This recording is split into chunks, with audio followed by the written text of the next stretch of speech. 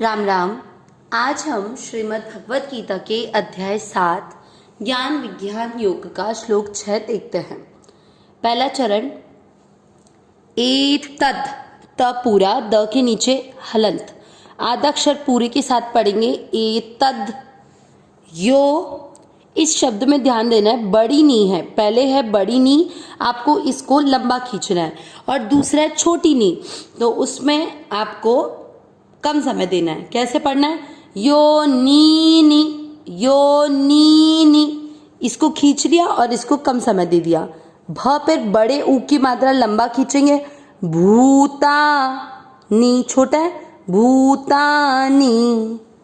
पहला चरण रिपीट करेंगे, एतद यो नी नी भूतानी।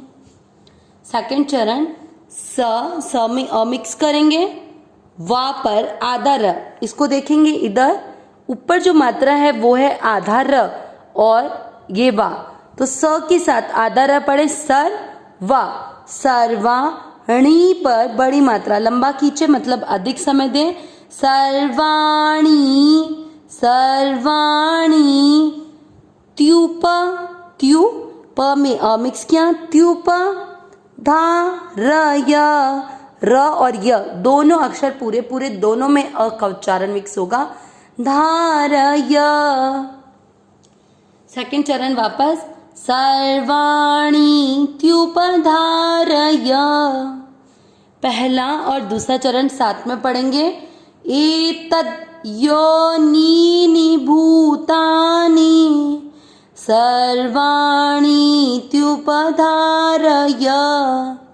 इसमें एक चीज और ध्यान देनी है, ये आधा द और यो कैसे बना, इसको आप राइट साइड में देखें। ये द्य जो अपन विद्या में पढ़ते हैं, कई लोग विद्या को विद्या बोलते हैं, ध्यान देना है। इसका मतलब क्या होता है, आधा द के नीचे हलंत, आधा द और य पूरा। जब इसी द्य पर यो की मात्रा लग गई, ओ की मात्रा लग गई, तो आधा द ऐसा कैसा और य पर ओ की मात्रा, तो इसलिए आधा द और यो, ये देखिए आधा द और यो इसलिए बना है। ठीक है, थर्ड चरण पर आगे बढ़ते हैं।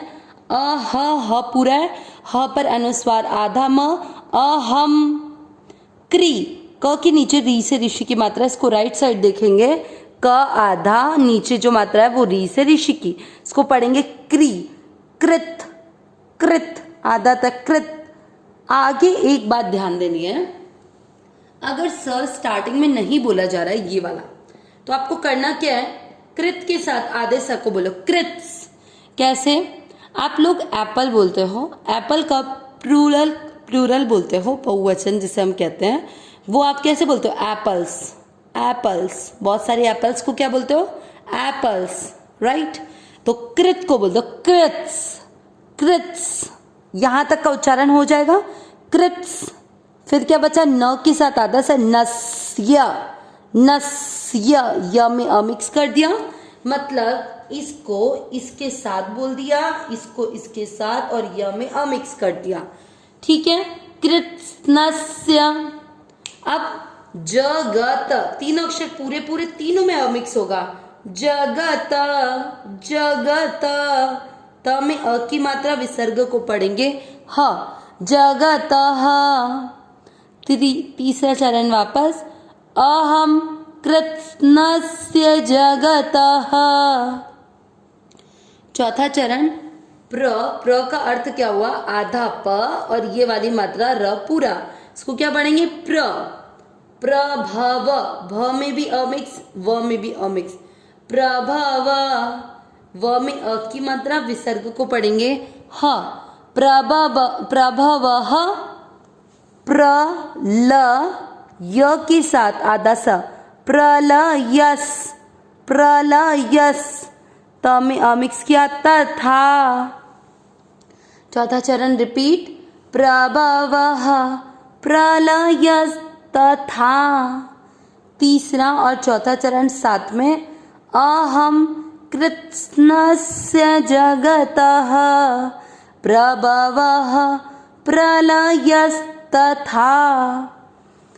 पूरे श्लोक को एक साथ रिपीट करना आप सभी को, एतत् योनीनि भूतानि सर्वाणीत्युपधारय अहं कृत्स्नस्य जगतः प्रभवः प्रलयस्तथा। One more time. एतद् योनीनि भूतानि सर्वाणीत्युपधारय अहं कृत्स्नस्य जगतः प्रभवः प्रलयस्तथा। श्लोक का अर्थ देखते हैं। एतद् योनीनि, इस दो शब्द में, इस एक शब्द में क्या चीज आ गई? अपरा और परा प्रकृति के संयोग से, ये इसका अर्थ हुआ। हमने पिछले दोनों श्लोक में देखा अपरा और परा प्रकृति होती क्या है। अपरा जिसके अंदर पृथ्वी, जल, तेज, वायु, आकाश, मन, बुद्धि और अहंकार, ये 8 चीजें आती हैं। और परा जिससे ये जीव बने हुए होते हैं, वो परा प्रकृति। ठीक है। भूतानि सर्वाणी, सभी भूत यानी सभी प्राणी। त्यूप, त्यू में ऊ की मात्रा, उपधारय यानी ऐसा तुम समझो। भगवान अर्जुन को बोल रहे हैं कि जितनी भी सारी योनियां, सभी प्राणी हैं, वो अपरा और परा के संयोग से बनते हैं, ऐसा तुम समझो। अहम, मैं, कृत्स्नस्य यानी संपूर्ण, सारे, जगत संसार का क्या हूं? प्रभवः यानी उत्पन्न करने वाला, और प्रलयस नाश करने वाला, तथा और हूं। क्या बोला भगवान ने? एतद् योनिनी का अर्थ क्या हुआ? अपरा और परा, जो हमने देखा है जिससे शरीर बनता है, वो कौन कौन सी चीजें हो गई? पृथ्वी, जल, तेज, वायु, आकाश। ठीक है, इससे स्थूल शरीर बना। मन, बुद्धि, अहंकार सारे सूक्ष्म शरीर के भाग। तो इन दोनों, ये दोनों तो किसमें है? अपरा में।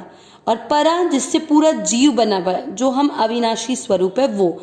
तो इस परा और अपरा दोनों से ही तो सारी योनियां बनती है।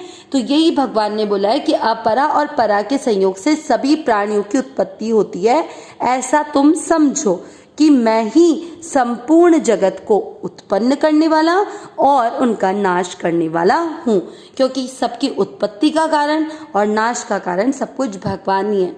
भगवान से ही ये सृष्टि का हर कार्य होता है, और ये सृष्टि भगवान के अधीन है। इसका तात्पर्य क्या हुआ? कि परमात्मा ही सबसे अधिक बलशाली है, जिनके नियंत्रण में सारे कार्य होते हैं। अविनाशी, सहज सुख राशि, हे नाथ, हे मेरे नाथ, मैं आपको भूलूं नहीं। नारायण नारायण नारायण नारायण।